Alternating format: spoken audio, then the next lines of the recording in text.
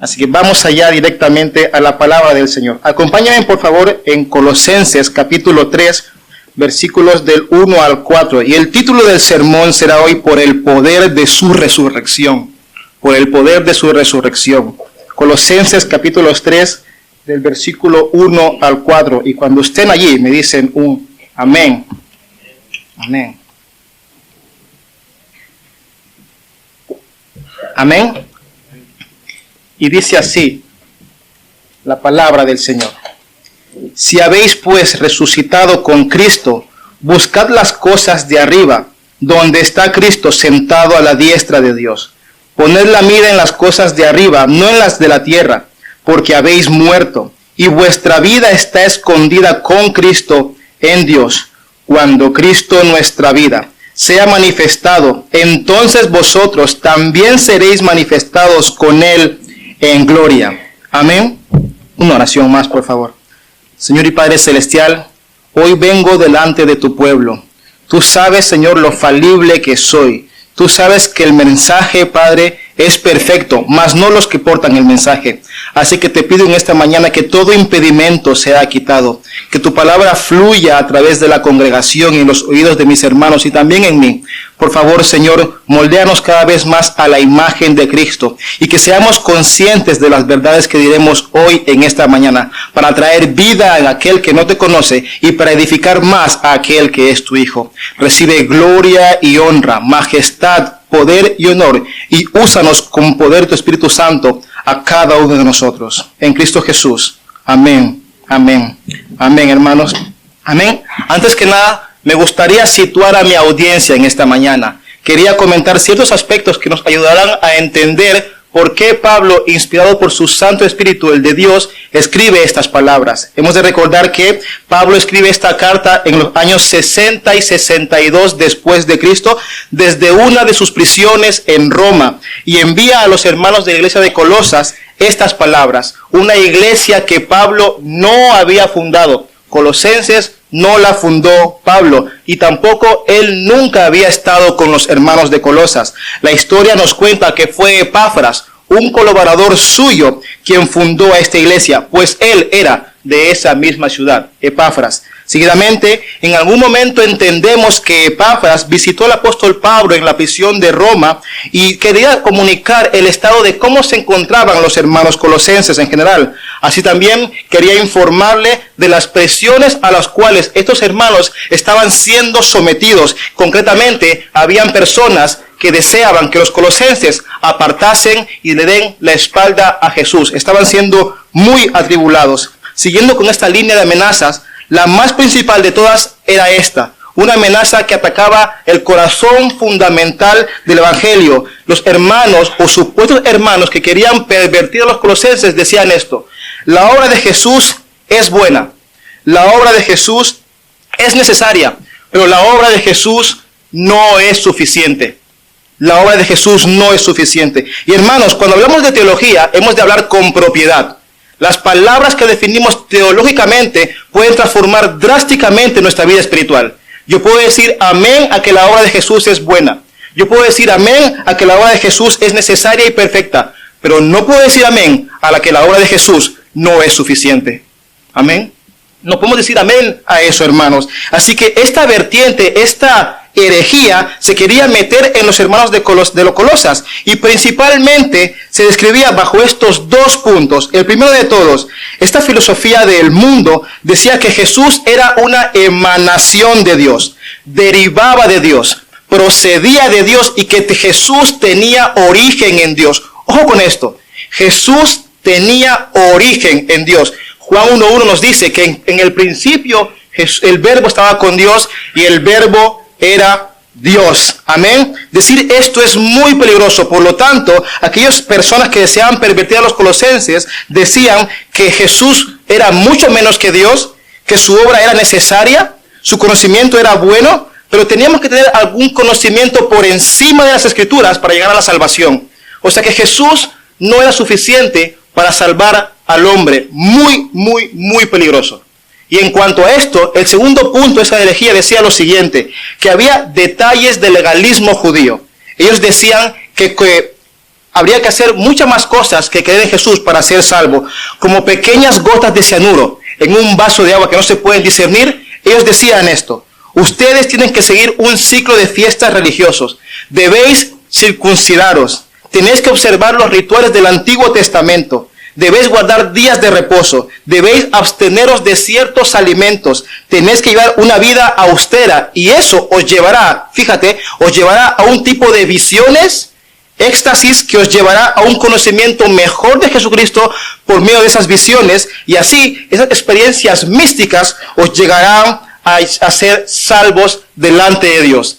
La herejía es muy peligrosa. Y eso es lo que los hermanos estaban siendo presionados continuamente. Como bien sabéis, hermanos, podéis ver que esta herejía es un ataque directo al corazón fundamental de nuestro Señor Jesucristo, su evangelio. Cristo es completamente suficiente para cada uno de los aspectos en la vida espiritual del creyente.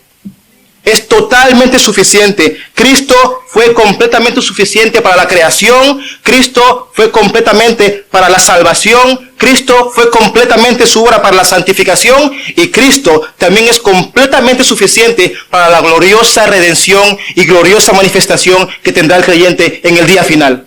Jesucristo es totalmente suficiente, hermanos. Y a partir de ahí quiero desarraigar todo el mensaje, poniendo a Cristo en lo alto, tal y como Pablo lo hace, y poder desprender todas las verdades que el hermano apóstol Pablo dijo a los hermanos colosenses. Así que esta es la principal verdad. Epafras, con razones suficientes para estar preocupado por el nivel y vida espiritual de los hermanos, se preocupa. Acude a Pablo, le comenta en base a qué cosas están siendo presionados, y Pablo responde en una carta para animar a los colosenses y decirles que deben tener una devoción mayor para su Señor Jesucristo, una devoción mucho mayor. En resumidas cuentas, Pablo remarca que para ser salvo y ser aceptado delante de Dios, sola y exclusivamente debéis creer en Cristo Jesús, nada más. Solamente Jesucristo. Dios ya los había aceptado mediante la sangre en la cruz de su Hijo, y Él después, al tercer día, había resucitado. Y en verdad, un creyente maduro cree esto. Un creyente maduro cree que es completo en Jesús, y decimos amén a eso. Amén a eso. Amén, hermanos. Así que antes de abordar de lleno mi tema, quiero dar algunos aspectos importantes que Pablo ha mencionado tanto en el capítulo 1 como en el capítulo 2.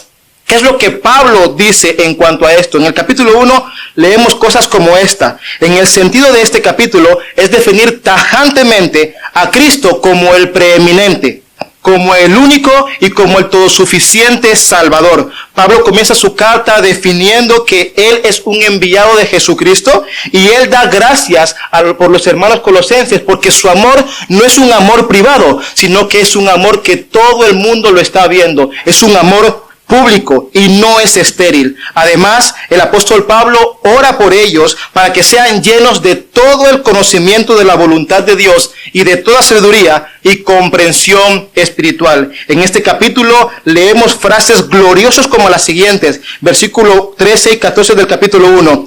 Él nos libró del dominio de las tinieblas y nos trasladó al reino de su Hijo amado, en quien tenemos redención. ¿Qué es esta redención? El perdón de los pecados. Amén. Versículo 15. Él es la imagen del Dios invisible.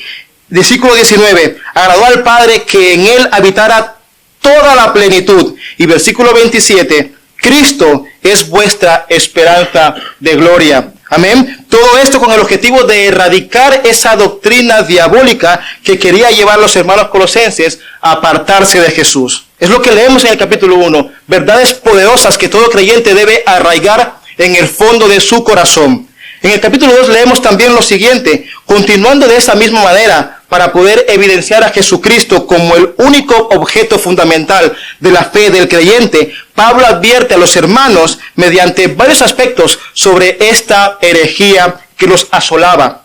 Pablo dice esto. Él les avisa de que no se dejen engañar por los razonamientos persuasivos en el versículo 4 del capítulo 2, y que se mantengan arraigados en aquello que fueron confirmados y edificados, o sea, Cristo, versículo 7. Además, advierte muy fuertemente de que no se dejen engañar por las filosofías ilusorias y vanas sutilezas, según la tradición de los hombres, versículo 8. Él también remarca que la circuncisión que realmente importa no es el ceremonialismo judaico al cual aquellos hombres querían llevarlos a llevar, sino que lo que realmente importaba, hermano mío, es la circuncisión espiritual del versículo 11. Amén. Y que por medio de esa circuncisión, el acta, la deuda que teníamos contra Dios ha sido pagada, y la que nos era adversa fue clavada en la cruz del Hijo, y ahora tú y yo no tenemos ninguna deuda contra Él. Versículo 14. Amén. El acta que nos hacía culpables delante de Dios fue clavada ahí en la cruz, por lo cual el creyente no tiene ninguna deuda delante de Dios. Y ante eso decimos: amén, Señor. Amén, Señor. Que nuestra deuda era grande, pero fue pagada por tu hermoso Hijo. Finalmente, como resumen de todo este capítulo, el apóstol remarca de una manera magistral todas las ceremonias, todo el abstenerse de alimentos, es el experimentar visiones y éxtasis, celebrar ciertas fiestas judaicas supuestamente más importantes que las otras, el humillarse públicamente para manifestar una vida de piedad mayor que los demás. Todo eso solo hace que el corazón de aquel que las practica se hinche carnalmente. Y Pablo da un resultado final de las personas que practican esas cosas. Mira lo que dice en el versículo 23 del capítulo 2. A tales cosas tienen a la verdad la apariencia de sabiduría y una religión humana, en la humillación de sí mismo y en el trato severo del cuerpo. ¿Pero qué dice Pablo que todo esto? Pero carecen de valor contra los apetitos de la carne. Todo eso que las personas hacían carecía de valor contra los apetitos de la carne. Hermanos, todas esas cosas carecen de valor contra lo que hay aquí dentro. Y Pablo desea enfocarse en esto. Así que deseo en esta mañana llevar mi tema en 4 puntos. El primero de todos: resucitados con Cristo para vida. Resucitados con Cristo para vida. Versículo 1 dice lo siguiente: si habéis pues resucitado con Cristo, buscad las cosas de arriba, donde está Cristo sentado a la diestra de Dios. Pablo conecta directamente la declaración de desarraigar cualquier tipo de resquicio nocivo de esa herejía y peligrosa en la vida de los hermanos. Pablo aplica el fundamento de la doctrina de Cristo y sus verdades que hemos leído en el capítulo 1 y 2 y desea que los hermanos recuerden en quién han creído. Recordemos de dónde venimos. El legalismo judaico no salva. Y Pablo les dice: si habéis resucitado con Cristo, buscar las cosas de arriba. El apóstol está declarando de manera magistral que hay suficiente poder en la obra de Jesucristo y en su resurrección para que todo aquel creyente sea libre y que viva totalmente ante esa verdad solemne, impactando totalmente su vida. Si habéis resucitado con Cristo, buscad las cosas de arriba. Hermanos, es erróneo pensar que has creído en Jesús y que has creído que se levantó al tercer día sin eso impactarte desde la coronilla hasta los pies. Es imposible creer que el evento más importante ocurrido en la historia de la humanidad no impacte tu vida a día de hoy. No es correcto, es imposible creer que has creído en Él y seguir exactamente igual. Es imposible. Y Pablo lo remarca tajantemente aquí: si habéis muerto con Cristo y habéis creído en el poder de su resurrección, no viváis como aquellos que no han creído en Cristo y que están muertos en sus delitos y pecados. No debéis sujetaros a sus normas de piedad, les está diciendo Pablo, pues eso es muy peligroso y carece de sentido espiritual. Carece de sentido espiritual. Vivir como ellos es tener una mente en la tierra, una mente terrenal, y no es propio de las personas que tienen una mente en las regiones celestes. La gente de las regiones celestes, su fin principal es vivir para su Dios, y no solamente obedecerle, sino también encontrar deleite en esa obediencia. Porque sería muy diferente obedecer a Dios sin gozo, y eso no está en la vida del creyente. Tú y yo obedecemos, sí, pero hay un gozo total en nuestro corazón cuando decimos: amén, Señor. Sea lo que tú quieras, Señor. Moldea mi carácter, Señor. Que sea lo que tú dices, Señor. Aunque no lo comprenda porque soy humano, deseo hacer tu voluntad. Pablo les está haciendo ver dos aspectos importantes en cuanto a la verdad de aquel que ha resucitado con Cristo. Punto número 1. En cuanto a la identidad espiritual de la persona, solo hay dos condiciones. O se está en Cristo o no se está en Cristo. O se es cabra o se es oveja. O se es de Dios o se es del enemigo. O el peso del pecado está en tus hombros o el peso del pecado ha caído en los hombros de Cristo. O eres de uno o eres de otro. O tu nombre está escrito en el libro de la vida o no está escrito en el libro de la vida. Tu identidad es una o la otra. No hay medias tintas con el Señor. No lo hay. No hay medias tintas con el Señor. Nuestra identidad espiritual es una posicionalmente. Y aparte de esto, Pablo les dice también que así como la identidad de un hombre en el mundo es solo una, su estilo de vida también lo es. También lo es. O vives para ti, tu deleite, tu placer, tus desenfrenos, incluso desarrollando ciertos hábitos morales, o incluso, voy más allá, adoptando algún tipo de vida religiosa que te permite tener una vida de piedad delante de los hombres. O vives para eso y para ti, o vives una vida corandeo, como decía R.C. Sproul. La vida corandeo es una vida en la presencia de Dios, bajo la autoridad de Dios y para la gloria de Dios. ¿Cómo estamos viviendo, hermanos míos? ¿Hemos creído en su resurrección, en el poder que hay en Él? Eso consecuentemente te llevará a una vida como Él anduvo. Así que en resumidas cuentas, no hay parcialidad. O se es de Dios teniendo una identidad en su Hijo, o no lo es. ¿Qué identidad tienes tú en el día de hoy? ¿Dónde está la raíz de tu fundamento en cuanto a tu identidad? ¿Te lo dice el mundo o te lo dice la palabra del Señor? Considera el ejemplo que te voy a decir a día de hoy, en el siguiente ejemplo. Por ejemplo, la imagen siguiente. A veces creemos que en la imagen que vamos a ver en el día de hoy, en la siguiente, se nos hace creer que tenemos una posición neutral delante de Cristo. A veces tú ves cuando evangelizas a las personas que sale un hombre en medio y una flecha a la izquierda y otro a la derecha, ¿verdad? Y se elige el bien o elige el mal. El hombre que está ahí en medio no tiene ninguna responsabilidad delante de Dios porque creen que es neutral. Y el día de hoy, déjame decirte, amigo mío, que esa imagen técnicamente es incorrecta. El hombre no ha de decidir el bien o el mal. Y es verdad que la Biblia nos demanda que decidamos por el Señor, pero la realidad no es esa. Porque si ese hombre se queda ahí y no se mueve, ¿qué pasaría con él cuando muera? ¿Qué pasaría? ¿Sería neutral delante de Dios? No.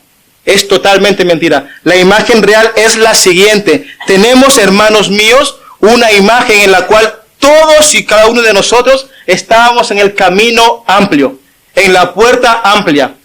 Teníamos tantas personas a nuestro alrededor que era imposible ver la salida que Jesús daba. Y solo Dios puede darnos la salida, que es en Cristo Jesús. Solo hay una posición, hermanos. O se es de Dios o no se es de Dios. Por mucha vida religiosa que tengas, o estás incrustado en Cristo o no lo estás. Y Pablo remarca así el versículo 3 que hemos dicho. Ustedes, hermanos míos, ustedes, si habéis resucitado con Cristo, tenéis las cosas, las mira en las cosas de arriba. ¿Dónde estamos mirando en el día de hoy? ¿Dónde estamos mirando? ¿Estamos en el camino amplio o en la puerta angosta, en el camino estrecho? Pablo demanda seriedad y solemnidad ante aquel en el cual has creído. Así que mira lo que dice Romanos 8:5. Porque los que viven conforme a la carne ponen la mente en las cosas de la carne, pero los que viven conforme al Espíritu, en las cosas del Espíritu, porque la mente puesta en la carne es muerte, pero la mente puesta en el Espíritu es vida y paz. Amén. Así que si habéis resucitado con Cristo, sí o sí, sois de Él, somos de Él. Eso me lleva al segundo punto. Tú y yo, los creyentes, han sido resucitados en Cristo para ser enfocados en Él. No en las cosas de esta tierra, enfocados en Cristo Jesús. Amén. Versículo 2 dice esto: poner la mira en las cosas de arriba, no en las de la tierra. Después de la realidad teológica que el apóstol demanda y describe en el versículo 1, esto en referencia a la posición garantizada que tiene el creyente delante de Dios, Él desprende esto en un tono imperativo y de autoridad. Dice lo siguiente a los colosenses: enfóquese y ponga su mira en las cosas de arriba y no en las de la tierra. De la misma manera que en el versículo 1 se nos dice buscar las cosas de arriba, en el versículo 2 se nos dice poned la mira en las cosas de arriba. Y recordemos el contexto por el cual Pablo dice estas cosas. ¿Por qué deben buscar estas cosas de arriba? ¿Y cuáles son las cosas que ellos deben desechar? El apóstol les está diciendo: hermanos colosenses, no os dejéis llevar por el estilo de vida digno de aquellos que no han resucitado con Jesús. No os dejéis llevar por las cosas de la tierra, tales como abstención de alimentos, tales como circuncisión, tales como adorar ciertos días de reposo, tales como ceremonias y rituales, tales como visiones extrañas y estados de éxtasis para conocer mejor a Jesús. Esas cosas son de la tierra, esas cosas carecen de valor espiritual, esas cosas no son dignas de vosotros. Es más, desechar todo aquello, porque no os beneficia en nada. Esas cosas nos pertenecen a las personas de las regiones celestes, hermanos colosenses. Eso es de aquí en la tierra, porque recordemos una vez más, eso no trata con los apetitos de la carne. Ayunar, orar, buscar una vida de piedad sin estar conectado a Jesús, no quita los deseos pecaminosos del corazón. No lo quita ni lo quitará. Y no lo digo yo, lo dice el apóstol Pablo, inspirado por su Espíritu Santo. Más adelante el apóstol Pablo les indica cuáles son estas cosas que los hermanos colosenses deben despojarse, debido a que estas cosas se esconden allí donde el hombre no las puede ver. Se esconden en el corazón. Se esconden en el corazón. Lo que tú y yo no vemos de las personas está ahí dentro, guardado en su corazón. Y Pablo apunta tajantemente al corazón de los creyentes. Mira lo que dice el capítulo 3, versículo 5. Por tanto, considerad los miembros de vuestro cuerpo terrenal como muertos a la fornicación, la impureza, las pasiones, los malos deseos y la avaricia, que es idolatría. Versículo 8 también. Pero ahora desechad también vosotros todas estas cosas. ¿Cuáles, Pablo?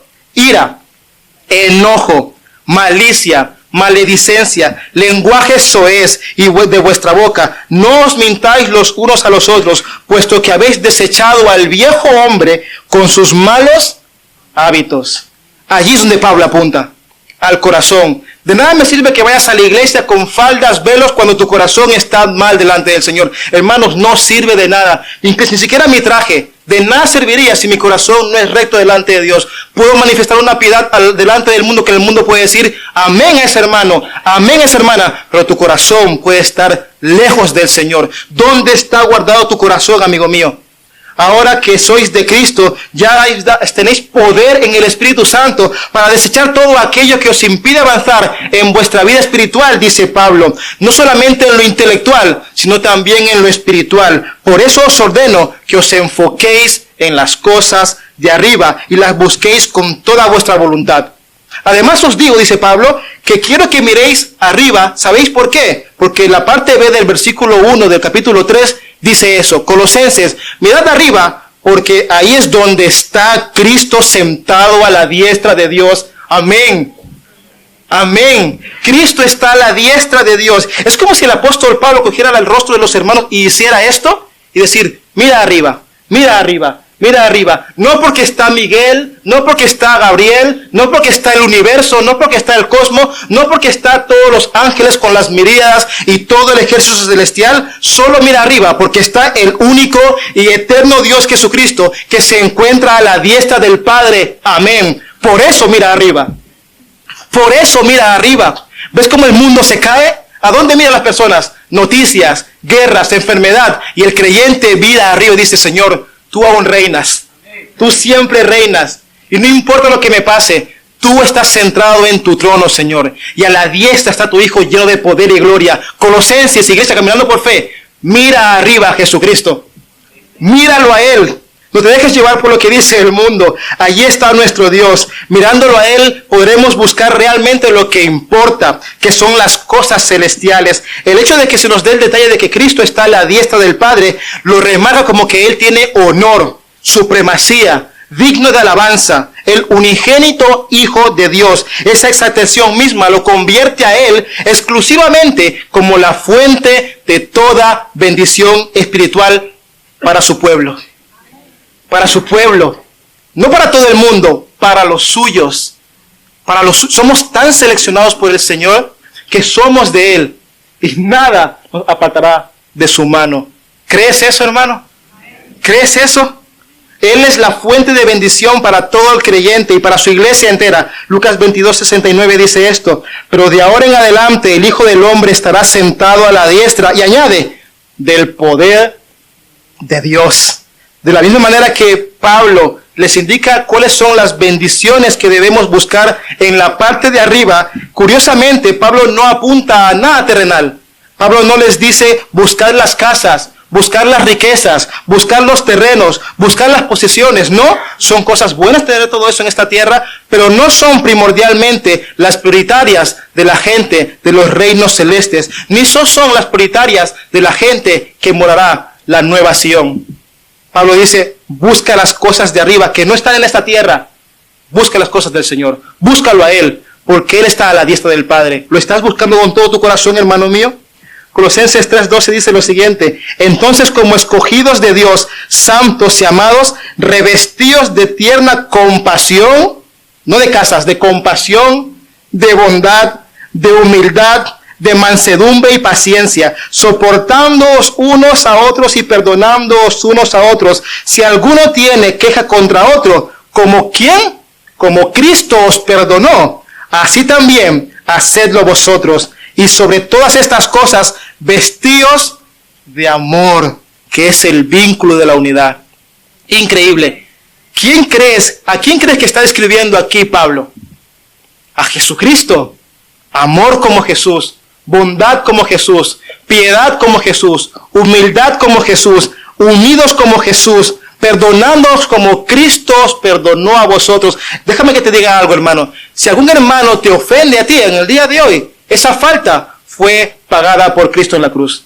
No tienes derecho ninguno a reclamarle nada a tu hermano, porque aún esa falta que fue hecha contra ti fue pagada por Jesús. No tenemos nada que quejarnos contra Él, porque eso también fue pagado en la cruz del Calvario. Y ninguna falta hay en nosotros delante del Señor. Eso es glorioso. Eso es glorioso. Eso es glorioso, hermanos. El poder de la resurrección de Cristo nos da vida, y el poder de su resurrección nos da la capacidad de enfocarnos totalmente en Él. ¿Cuál es tu foco en el día de hoy? ¿Dónde deseas poner tus ojos? ¿En esta tierra? ¿En las cosas de este mundo? ¿En tu cuerpo? ¿En tu corazón? ¿En tus experiencias personales, espirituales? ¿O en la fuente de toda bendición que es Jesucristo? En Cristo Jesús. Allí estamos tú, hermanos y hermanas. Allí estamos nosotros. Allí estamos por siempre y para siempre para con Él. Y eso nos permite, hermanos, también en el punto número 3, decir que resucitados con Jesucristo tenemos una vida escondida en Él. Una vida escondida en Jesús. ¿Qué significa esto? Que tenemos una vida escondida con Cristo. Versículo 3 dice lo siguiente: porque habéis muerto porque habéis muerto y vuestra vida está escondida con Cristo en Dios. ¿Veis ese juego de palabras? Habéis muerto y vuestra vida. Habéis muerto y vuestra vida. Las cosas de abajo no, las cosas de arriba sí. Muertos por Jesús, vivos por Jesús. Pablo está haciendo un juego de palabras allí para que el cliente vea cuál es realmente su posición delante del Señor. Pablo declara de manera total que el creyente tiene una realidad en su corazón. ¿Y cuál es esta? Hermanos, la salvación del hombre de parte de Dios, sígueme con ojo, la salvación del hombre por parte de Dios no se desprende primordialmente de que el hombre cambie su manera de pensar. La salvación del hombre primordialmente de parte de Dios no se desprende en el que el hombre cambie su estilo de vida. Tampoco significa que primordialmente el creyente ha de moldear sus valores morales. Esas cosas son respuestas nomás de lo que ha pasado en nosotros. Pero lo que sí te puedo decir bajo la autoridad de las Escrituras, que la salvación del hombre por parte de Dios implica que primordialmente éste muera y resucite. Todo creyente que ha creído en Jesús ha tenido que morir alguna vez. Amén. Hemos tenido que morir. Y obviamente no estoy hablando de una muerte física, si no yo no estaría aquí, ni siquiera ustedes. Pablo tiene otro sentido en cuanto a esto. Tú puedes ver a que gente cambia su manera de vivir, de pensar y sus valores morales, pero puede ser que no haya muerto espiritualmente hablando. Y el creyente ha muerto sí o sí para con Dios. Mira lo que le dice Jesús a Nicodemo en Juan 3:3. Respondió Jesús y le dijo, en verdad te digo, que el que no nace de nuevo no puede ver el reino de Dios. No el que cambia su manera de pensar, no el que cambia su ropa, no el que cambia sus valores morales, no el que cambia su manera de vestir, sino que el que ha muerto necesita nacer de nuevo. Amén. El que ha muerto necesita nacer de nuevo. El cristiano, por definición, es alguien que ha muerto con Cristo Jesús y ha sido resucitado con él en gloria. Amén. Eso somos tú y yo. Mi antiguo yo, mi antiguo Jairo, el antiguo Tony, el antiguo José Miguel, murieron allí. Murieron una vez. Cabe aclarar que esto, remarco, no es físico, es algo espiritual. Pero tú y yo lo que sí hemos muerto es a la ley, al pecado y a los principios elementales de este mundo. A eso mi antiguo yo sí que ha muerto y está sepultado. ¿Cuándo fue y dónde fue que se manifestó esa muerte en nosotros? ¿Cuándo fue? En el momento en el que morimos es cuando confiamos en la obra perfecta de Jesucristo. Allí nuestra lápida espiritual se levanta y dice, aquí murió John Jairo Rivadeneira Saavedra. Allí morí. Allí moriste tú. Allí moriste yo. Allí, en sustitución por nosotros, Cristo pagó la deuda. Y ahora tú y yo, conscientes de esa verdad, nos apropiamos de esa verdad y eso nos impulsa simbólicamente a vivir para con Él. Por eso cuando nos bautizamos, hermanos, ¿qué es lo que pasa en un bautismo? Manifestamos públicamente lo que ya ha pasado en nuestro interior, ¿verdad? Bajamos al agua, somos cubiertos por el agua, eso representa que nuestro antiguo yo muere en el agua, pero no nos quedamos ahí, nos ahogaríamos, ¿verdad? Pero ¿qué hacemos? ¿Qué se hace? Se vuelve a levantar al creyente para decir, mira, Jesús ha resucitado y Él también es otro. Él también es otro. Es lo que representa el bautismo. Muerte en el agua y resurrección para con Cristo Jesús.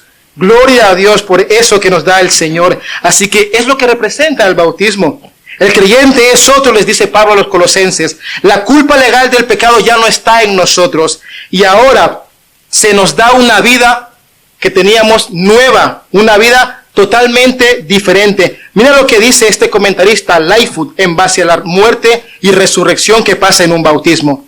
Cuando os sumergisteis bajo las aguas del bautismo, desaparecisteis para siempre con respecto al mundo, y ciertamente volvisteis a resucitar, pero resucitasteis solo para Dios, solo para Él. De aquí en adelante, el mundo no sabe nada de vuestra vida nueva. El mundo no sabe cómo vas a ser. El mundo no lo sabe, realmente no lo sabe. El mundo no sabe nada de vuestra vida nueva, por lo cual vuestra vida no debe saber nada del mundo.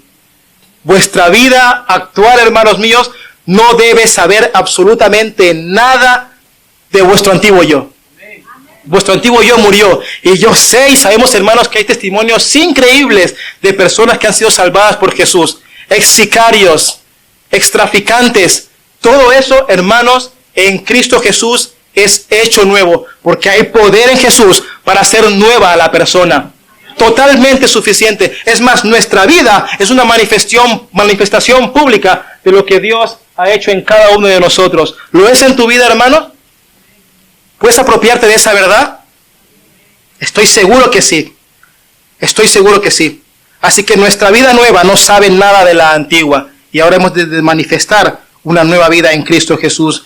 Ahora bien, hermanos, hay un detalle en este versículo 3. Pablo dice que vuestra vida está escondida con Cristo. ¿Se queda ahí? No. Con Cristo en Dios. Y esto, hermanos, en el versículo 3, va a más allá de hablar de muerte en Jesús o en el creyente. Hace referencia a la vida que tú y yo tenemos para con Él. Gloriosas son las palabras que leemos aquí. Hermanos, recordemos de dónde venimos, qué hemos estado leyendo antes. Jesús comparte la misma gloria del Padre, comparte su majestad, comparte su honra, comparte su gloria, comparte su alabanza y comparte su poder. Tenemos vida en Jesucristo nuestro Dios. Ahora, la fuente motriz de nuestra vida nos lleva a tener un deseo santo, un deseo glorioso y un deseo para solamente Él. Colosenses 2:20 dice lo siguiente: con Cristo he sido crucificado y ya no soy yo el que vive, sino que Cristo vive en mí. Y la vida que ahora vivo en la carne, en esta tierra, la vivo por fe en el Hijo de Dios, el cual me amó y se entregó a sí mismo por mí. El que vive ahora en mí me da fuerzas para vivir para Él. Me da fuerzas para vivir para Él. Y nuestra vida está escondida en Jesús, con Dios. ¿Qué quiere decir esto, mis hermanos? Obviamente, podemos desprender dos cosas de aquí. ¿Por qué dice que está la vida escondida cuando la Biblia nos dice que constantemente el creyente debe hacer las obras públicas para que así manifieste la gloria del Padre? Mateo 5, del 14 al 16 dice esto: que así alumbre nuestra luz delante de los hombres, para que vean vuestras buenas obras y glorifiquen a vuestro Padre que está en los cielos. Si estamos escondidos en Cristo, ¿por qué la Biblia dice que más atrás que también nuestra vida es pública delante de los hombres? ¿Acaso se contradice la Biblia? No. Hay que leerla bien en su contexto para poder entenderla. Y desprendemos dos ideas de que nuestra vida esté escondida en Jesús. Idea número 1. La vida que tenemos en Cristo, de alguna manera, hermanos míos, no tenemos la capacidad suficiente para discernirla plenamente en todo su esplendor por causa de nuestra condición caída. Te lo explico. ¿Cómo luce un creyente 100% con todos los dones activos? ¿Cuándo fue nuestra conversión? ¿Cómo fue? ¿Quién sintió algo cuando se convirtió? Yo sé que hay testimonios de personas que realmente sienten un poder fuerte, que Dios los cambia y rompe su corazón y los lleva a la fe en Jesús. Pero no todas las experiencias de conversión son así, ¿verdad que no? Hay gente que ha sido muy tranquila, ha ido a un culto y ha dicho: mira, he creído en eso. No he rodado, no he temblado, no he sudado, pero he creído en la obra de Jesús. Esto a veces está escondido a nosotros, hermanos. No sabemos cómo luce a ciencia cierta realmente una vida total para Dios por causa de nuestra condición caída. Por ejemplo, ¿cómo ve el mundo al creyente? Nuestra vida está tan escondida en Cristo que el mundo no puede apreciar cómo personas vienen aquí los martes, los jueves, los domingos. Está escondido eso a sus ojos.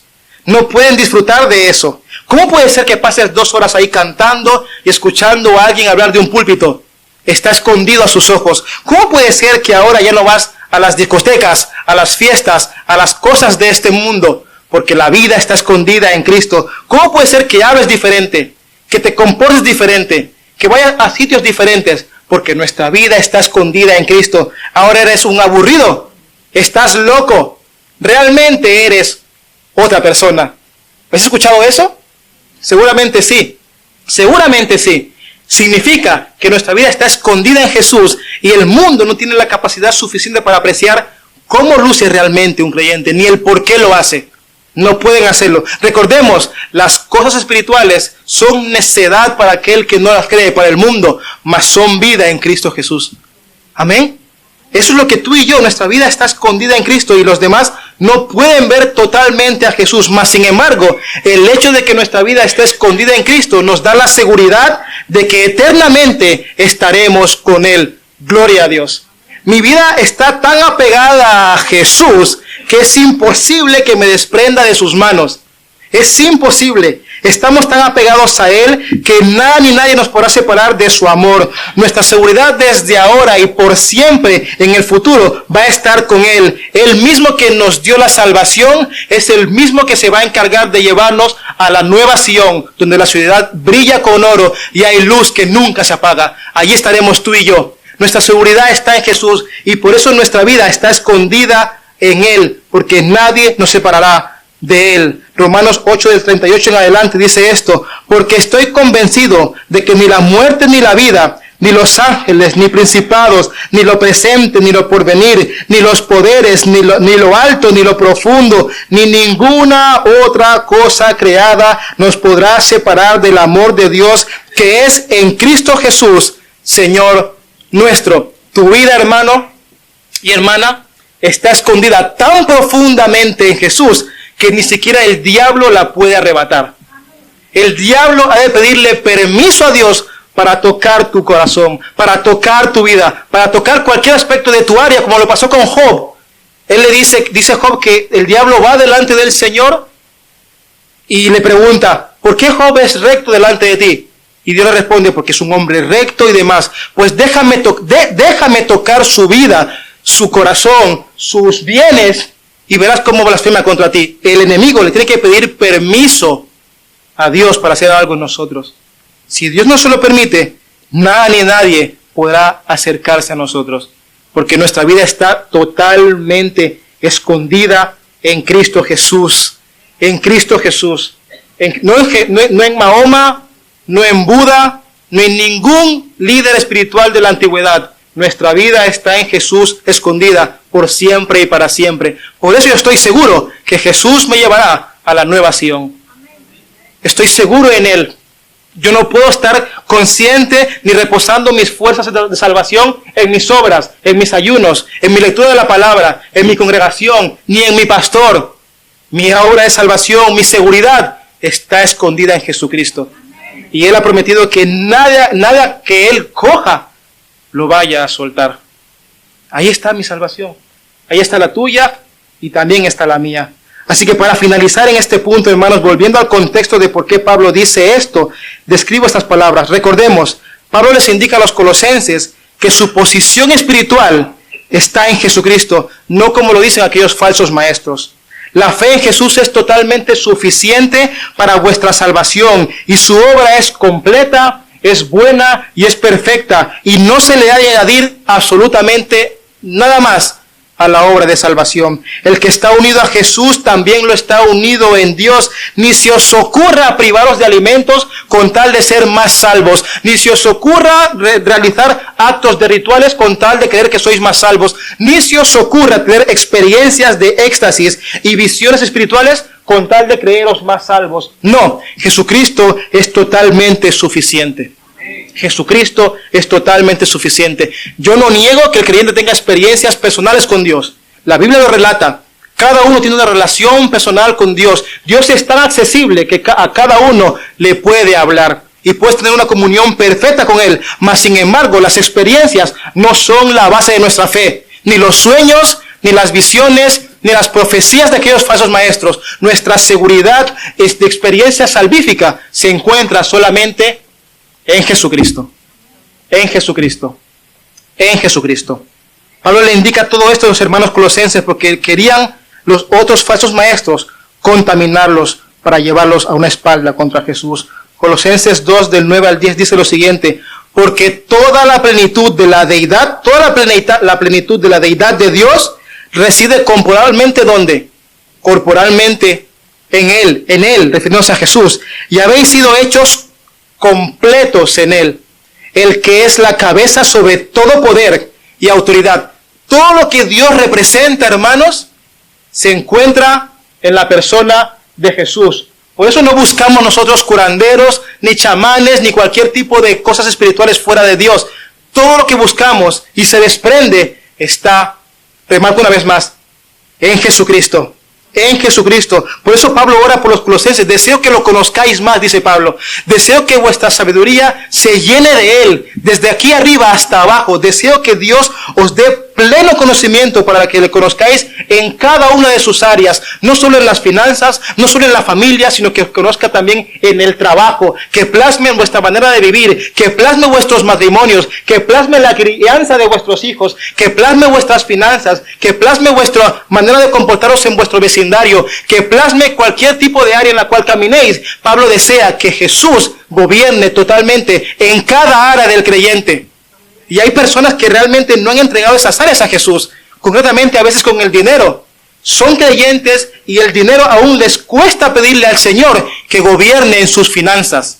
Les cuesta pedirle a Dios que gobierne sus matrimonios. Les cuesta pedirle a Dios que gobierne en su trabajo, donde nadie nos ve. La gente a veces cree que no hay creyentes en los trabajos porque a veces los escondemos voluntariamente.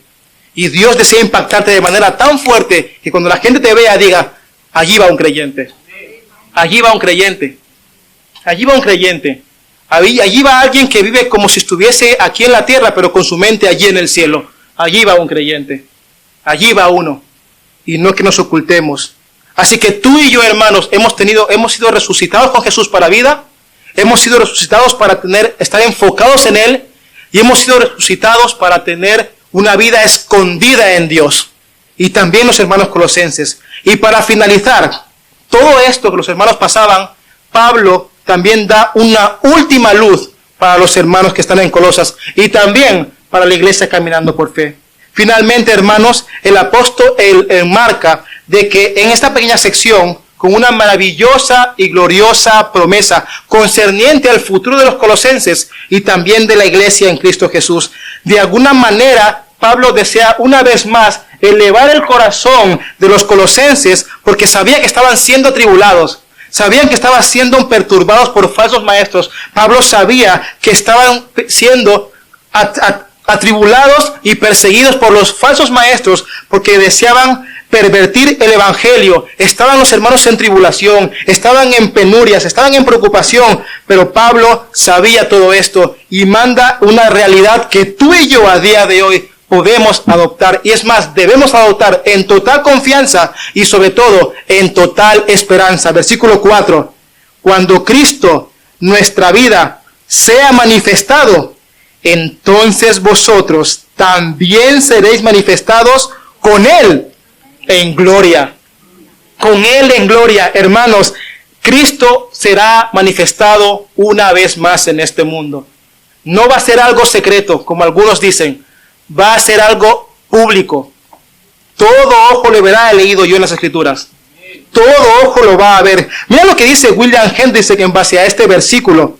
Dice así: aunque el mundo jamás será capaz de ver la intimidad de la relación que existe entre los creyentes y su Señor, la expresión exterior de esta relación interna, la gloria, algún día será evidente para todos.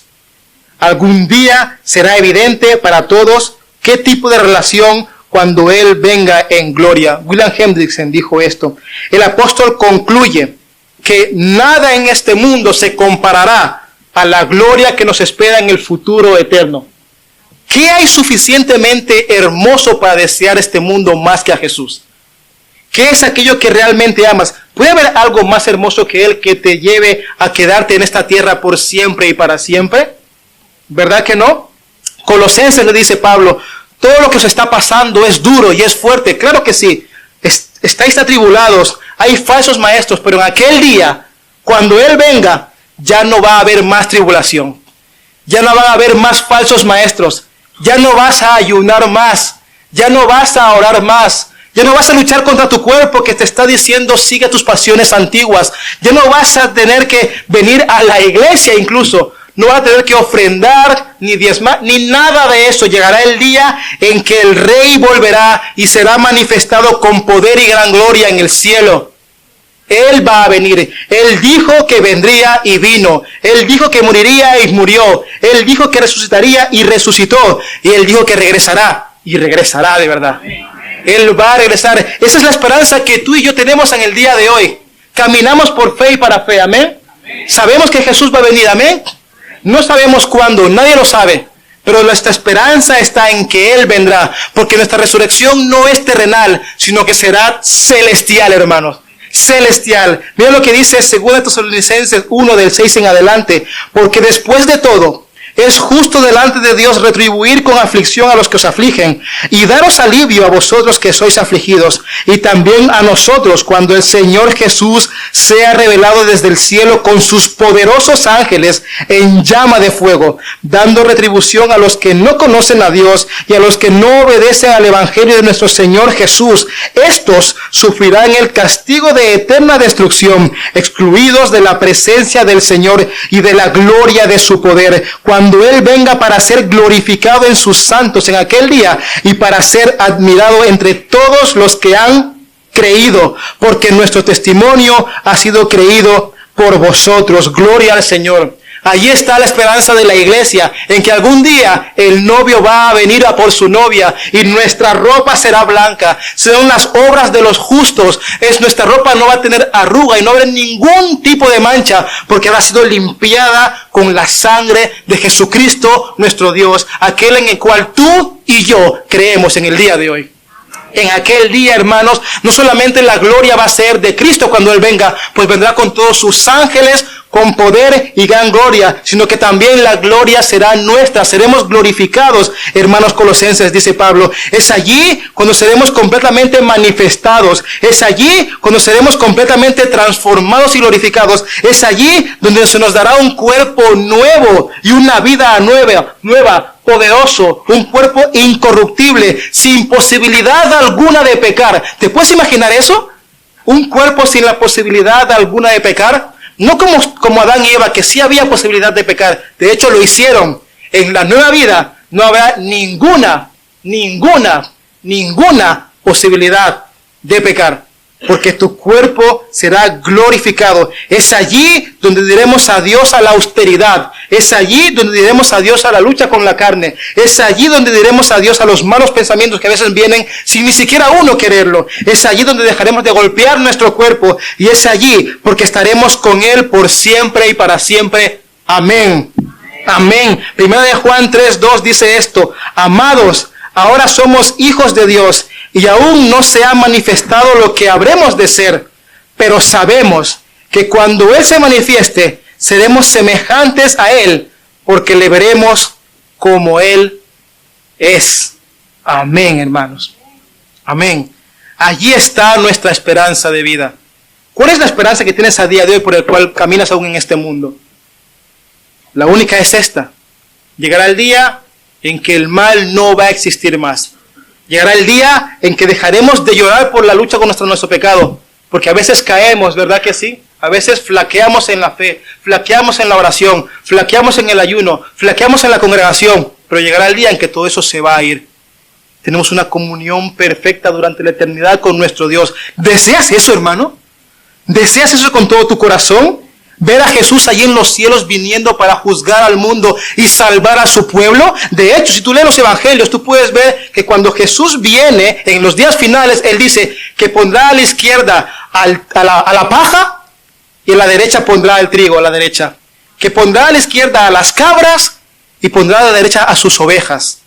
Lo puedes leer, hermanos. La diestra de tú y yo estamos asegurados en la diestra de Dios. Somos su trigo, somos sus ovejas, y estamos en su granero. Y aunque al día de hoy seguimos luchando fuertemente contra el pecado, llegará el día que estaremos en la santa Sión, en la santa morada, con el santo, donde no habrá oscuridad. Ahí no habrá oscuridad, ni tristeza, ni dolor. ¿Verdad que sí? ¿Verdad que sí?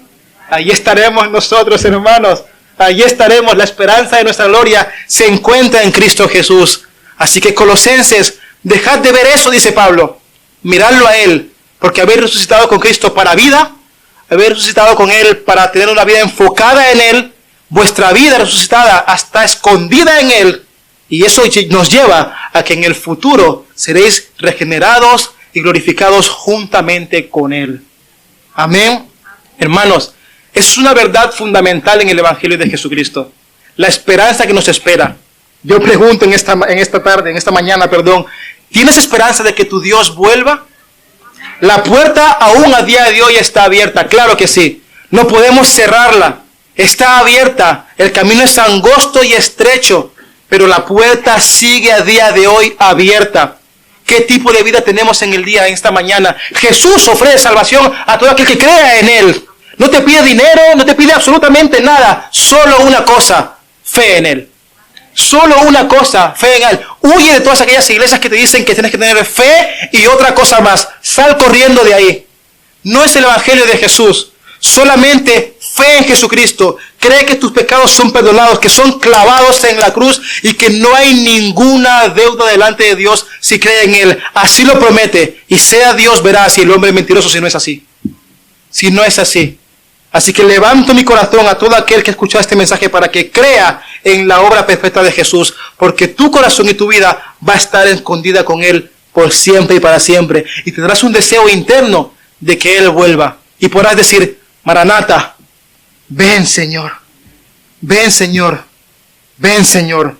Que Dios edifique su iglesia, que Dios traiga vida a aquel que no le conoce y que Dios cimente esta verdad en aquel que sí es su hijo, para su gloria, honra, majestad, poder y honor. Y su iglesia entera dice, amén. Amén. Vamos a orar, hermanos, vamos a orar. Señor y Padre Celestial, Rey de la creación, Padre, tu palabra se ha predicado. Quiero primeramente pedirte perdón por cualquier tipo de falta que haya podido cometer, Señor. Por favor, Señor, tú sabes que nos hemos esforzado para llevar ese mensaje a tu iglesia. Deseo de todo corazón que nos hagas conscientes de estas verdades, de que no hay nada fuera de ti, Señor. Fuera de ti solo hay muerte. Fuera de ti solo hay el yo.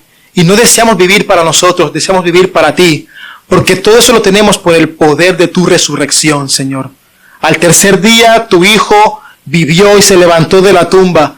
La roca de la tumba fue movida y no estaba más allí acostado. Y también, Señor, estuvo durante 40 días hablando con las personas, con sus discípulos, y fuiste ascendido en gloria. Y Señor, allí está nuestra confianza, que en un día, en el día final, te veremos a ti, porque seremos semejantes a ti. Ayúdanos a vivir por ti, Señor. Ayúdanos a enfocarnos en ti. Ayúdanos a que nuestra vida esté escondida en ti. Y ayúdanos a que nuestra esperanza de gloria esté manifestada en ti, Señor. Deseo que aquel que no te conoce traigas vida y le traigas la fe en Jesús que es necesaria para la salvación de su alma. Y a aquel que te conoce, Señor, a tu iglesia, edifícala en la roca que es Cristo Jesús. Recibe toda gloria, recibe toda honra, recibe la majestad, el poder, el honor y la alabanza por siempre y para siempre a ti, único Dios verdadero. En el nombre de Cristo Jesús te lo pedimos, Señor. Amén, amén y amén.